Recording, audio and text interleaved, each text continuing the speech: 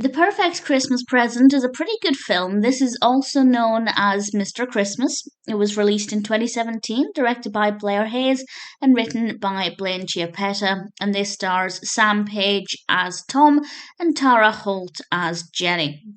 And Tom is Mr. Christmas because he has this business where he helps people to find the perfect Christmas present. Basically, somebody fills out a form with their friends or partners or family members' likes and interests, and Tom will find the perfect gift. He refuses to do the service for friends and family because he thinks it's just not right to mix the two. But then he's asked to find a perfect gift for his friend's partner, Jenny, and he agrees, but it turns out his friend basically knows nothing about Jenny. So Tom ends up spending a lot of time with Jenny, and he's happy to do this. They seem to get on really well, and it will allow him the chance to find out more about her to determine that perfect gift. Unfortunately, two things happen. One, Tom realizes that his friend really doesn't know very much about Jenny and he doesn't understand why they're together. Two, sparks fly between Tom and Jenny. And I won't say any more than that about the narrative, but it's interesting enough as a concept. Tom and Jenny are both really likable characters. I wanted the best for them. I think they worked really well together on screen.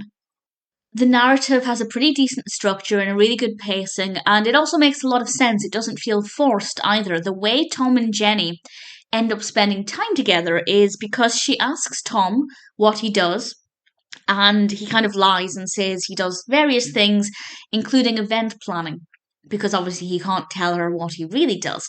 And Jenny sees an opportunity for Tom to help her out with a big event she's putting on, and that's how they spend time together. So I like that. It felt very natural.